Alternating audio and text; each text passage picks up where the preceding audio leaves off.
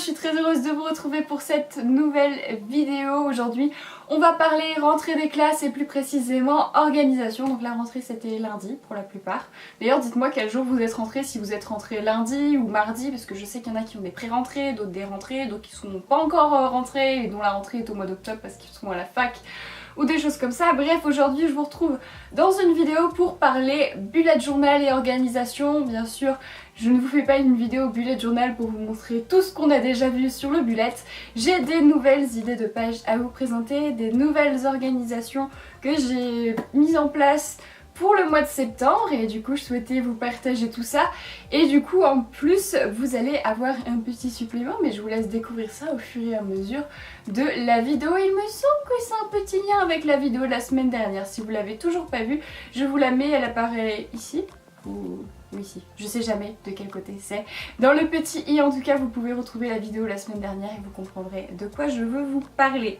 Donc du coup mon petit bullet journal habituel qui n'a toujours pas changé, sauf que du coup il y a un point qui a changé par rapport aux autres mois, c'est que du coup moi je fonctionne en année scolaire, donc du coup on est passé sur l'année scolaire 2018-2019.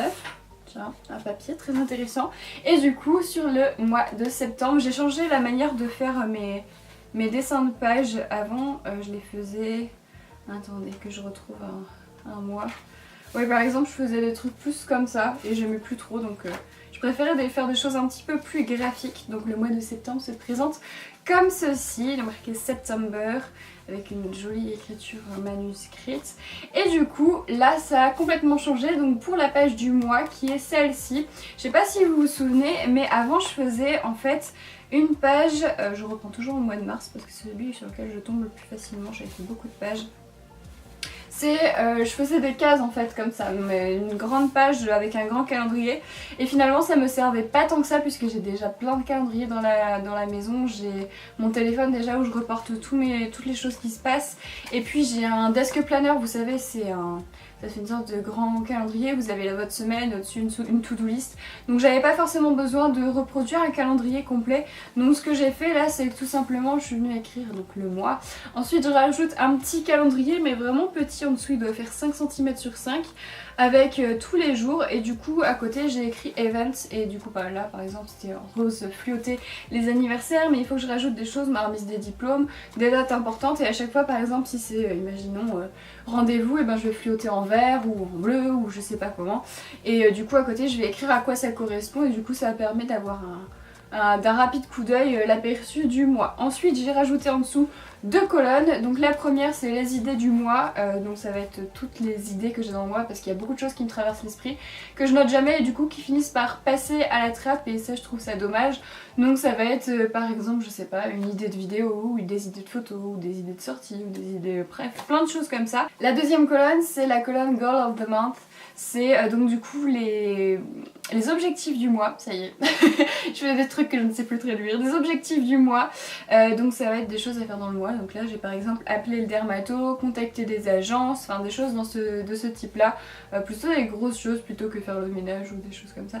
Là ça va être ouais, des choses, souvent des choses que je repousse beaucoup, j'ai remarqué, c'est à dire que le dermato ça fait 2 ans que je suis censée l'appeler. Ouais, 2 ans, ouais, je suis forte en procrastination. Un petit chat qui apparaît à la caméra, faut en profiter. Et sur la page d'à côté c'est un peu plus détaillé, donc on va voir semaine par semaine les choses qu'il y a. Mais vous voyez qu'il n'y a pas énormément d'espace pour écrire, donc semaine 1, semaine 2, semaine 3, et là on a 4 et 5. Et du coup avec à l'intérieur des choses qui vont se passer, donc là par exemple j'ai dimanche 2, rendez-vous chez papa et maman à 12h30 pour fêter mon anniversaire, voilà, c'est déjà passé. Mais c'était le 1er septembre si vous voulez savoir. Donc voilà, ça va être des choses plus de ce type là, et j'avais pas vraiment besoin de beaucoup d'espace pour écrire, donc je me suis rendu compte que finalement mes grandes cases que je faisais elles me servaient pas à grand chose. Donc voilà. Étape suivante du coup ça va être le tracker du mois. Alors moi je le fais sous cette forme-ci, ça a pas beaucoup changé de celle d'avant, ça fonctionne de la même manière. Je vous reprends celui, on va tomber sur quel mois là, octobre. Celui d'octobre que je n'avais pas... Oh regardez, en octobre je devais déjà appeler mon dermato.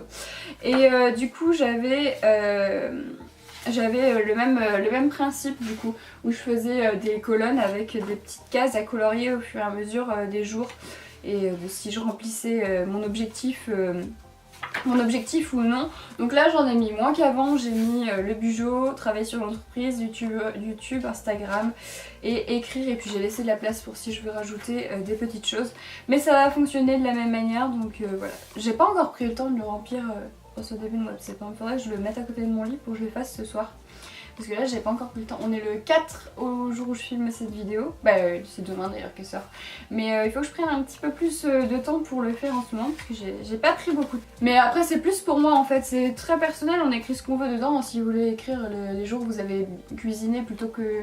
où vous avez pas fait cuire des pâtes comme moi qui fait X fois des pâtes dans la semaine, mais c'est plus pour suivre vos habitudes. Donc moi je veux vérifier que je fais bien mon bugeot tous les jours, l'entreprise pareil, quand est-ce que je travaille sur YouTube, Instagram, est-ce que je m'en occupe assez régulièrement, est-ce que j'écris assez régulièrement, enfin c'est des petites choses comme ça. Des petites habitudes que vous voulez suivre, ça peut être par exemple parce que vous avez bu un litre d'eau dans la journée, des choses comme ça. Alors la page suivante, c'est la page inspiration du mois. Je voulais faire ça mais je pense que ça sera pas que pour le mois, ça sera peut-être pour 2 mois ou des choses comme ça. Donc j'ai fait sur le petite déco de thème de l'automne. Tout simplement je veux coller des images ou des textures ou ou juste gribouiller une couleur, des choses qui m'inspirent pour le mois. Ça peut être une référence pour moi pour Instagram ou des choses dans ce style là, mais que quand j'ouvre la page, je vois ce qui m'inspire en ce moment, ce qui me plaît, et peut-être que ça me donne des nouvelles idées de choses à faire. Donc voilà, ça c'est une page qui sera remplie très prochainement. Mais on avait retrouvé un peu la même idée, j'avais fait ça dans ma dernière vidéo bullet journal que je vous avais présentée. C'était les souvenirs du mois et aussi des inspirations, mais c'était plus inspiration pour de la photographie. Je vous le mets la vidéo dans le petit i si vous souhaitez la voir, là ou là, hein, je ne sais toujours pas. Du coup vous pourrez aller voir, mais c'est un peu la même idée en gros, mais c'est pas le même but. Là c'est plus... ça concerne plus Instagram on va dire, et ouais, plus Instagram. La page suivante du coup c'est plus une to-do list, donc c'est mes envies back to school. Donc c'est des petits trucs, peut-être pas back to school, mais par rapport à l'automne. Par exemple là je vais faire des cookies, lire un livre, acheter une bougie, m'emballer dans un plaid, porter mon rouge à lèvres rouge, enfin bordeaux plutôt comme ça d'ailleurs, c'est le Divantique si ça vous intéresse, de chez MAC. Et c'est mon rouge à lèvres préféré pour la rentrée. C'est les couleurs que j'adore porter en automne, les bordeaux. Même en hiver en fait c'est la couleur que je préfère porter. Mais je sais pas, je trouve qu'à l'automne c'est toujours très chic de porter ce genre de couleur. Donc voilà, c'est juste une petite to-do list pour moi, pour noter mes petites envies du moment. Des petites choses comme ça, vous remarquerez que c'est très cocooning. Moi j'adore l'automne, on se renferme dans sa petite maison avec son petit feu de cheminée, j'aime trop. Là on arrive dans ma période préférée de l'année, automne-hiver, là j'adore. J'aime pas l'été, j'aime pas quand il fait chaud. Je préfère l'hiver quand il fait froid parce que quand il fait froid tu peux toujours te réchauffer. Alors que quand il fait chaud, une fois que t'es à poil et que t'as le ventilateur, il arrive un moment où tu peux plus rien faire pour avoir moins chaud, donc bon. La page suivante, c'est une page que je voulais faire et j'espère que je vais avoir le temps de faire ça ce mois-ci. Ça va être la page sport, donc c'est la page pour suivre la course et la musculation. J'ai laissé une dernière case parce que je sais pas ce que je veux mettre encore dedans. Donc comment je le fais? Tout simplement, j'ai fait un tableau avec 3 lignes de 10 cases, 3 lignes de 10 colonnes plutôt. 3 lignes et 10 colonnes, je vais pas y arriver. Et du coup, je les ai numérotées de 1 à 30, parce qu'il y en a 30 jours en septembre, voilà. Donc la première, c'est pour les jours où j'irai courir et que je colorerai du coup le jour où j'ai couru dans la semaine pour voir combien de fois j'ai couru dans le mois. Et l'autre, c'est musculation. Mais ça, il faut que Guillaume me fasse mon coaching musculation pour ça. Oui, parce que j'ai besoin d'être coachée, moi, pour me muscler, parce que toute seule j'y arrive pas. Il arrive un moment où le mental il lâche. Ça marchait au début, mais quand je suis trop fatiguée, non ça veut pas. Ma tête elle dit stop, on va dormir. Alors la page d'après c'est pas forcément une page spécifique à l'automne, comme la page d'avant d'ailleurs. C'était pas forcément spécifique à l'automne, on pouvait faire ça n'importe quel mois. Mais cette page là du coup c'est une page qui me permet de sauvegarder de l'argent entre guillemets, donc d'épargner de l'argent. Donc c'est pour mon assurance voiture. En fait il m'est arrivé un petit truc, c'est que je me suis retrouvée avec l'assurance à payer ce mois-ci, et quand tu te trouves avec 807 € de putain d'assurance de voiture à payer d'un coup, ça fait mal. Voilà, donc du coup je me suis dit que j'allais mettre de l'argent de côté tous les mois. Je sais pas pourquoi j'ai pas pensé, enfin si, je sais pourquoi, c'est parce que j'avais pas de salaire avant, donc du coup tu peux pas mettre de l'argent de côté si t'as pas de salaire. Logique.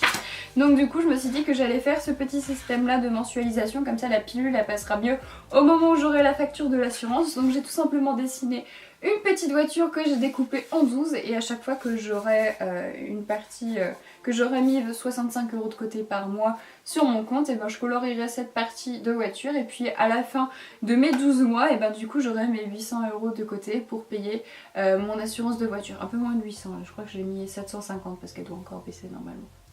Vous n'êtes pas obligé non plus de le faire en mode voiture, hein. Vous pouvez faire plein d'autres choses en fonction de ce que vous avez besoin de mettre de côté. Je sais pas, par exemple un voyage sous les tropiques, vous pouvez le faire en mode palmier. Si vous allez à Disneyland et que vous voulez mettre de l'argent de côté, vous pouvez le faire en mode château de Disney. Ou si tout simplement vous voulez mettre de l'argent, je sais pas qu'est-ce que vous pouvez faire. Vous mettre de l'argent de côté, vous pouvez soit dessiner un billet et puis le colorier petit à petit en fonction des paliers que vous avez franchis, ou en mode bocal avec des petites pièces à l'intérieur ou des choses comme ça. Voilà, à vous de trouver aussi l'astuce et de personnaliser au maximum votre bullet journal en fonction de ce que vous avez besoin. Mais moi je trouve que c'est une super bonne idée de faire ça comme ça je vais voir en plus l'avancement, parce que c'est que des chiffres, alors que là je sais pas, je trouve que c'est très visuel du coup. Donc voilà pour cette petite vidéo, enfin je l'espère, en tout cas il n'y avait pas beaucoup de pages à vous montrer ce mois-ci. Et donc en bonus de cette vidéo, je vous invite à aller sur le blog, donc l'adresse s'affiche juste ici, et sinon parce que j'ai vu que ça avait bugué dans ma dernière vidéo, je vous remets le lien dans la description. Donc le blog, il s'agit de www.leblogdemademoisellerose.wordpress.com. Et du coup sur le blog je vous invite à aller voir l'article bullet journal qui est lié à cette vidéo et vous aurez du contenu à télécharger. Donc c'est des pages de bullet journal, vous allez voir il y en a quelques-unes, il n'y en a pas non plus des milliers et des cents parce qu'après je trouve qu'un bullet journal c'est personnel à chacun. Après vous pouvez en faire soit des pages de bullet journal, soit des choses à accrocher chez vous pour la rentrée, pour l'organisation. J'ai essayé au maximum de viser ça en mode organisation, j'espère que ça vous plaira et si c'est le cas n'hésitez pas à me mettre un petit commentaire sous la vidéo ou même sur le blog, ça me fera super plaisir. Et puis voilà, je crois que j'ai dit tout ce que j'avais à vous dire et ouais, c'est tout.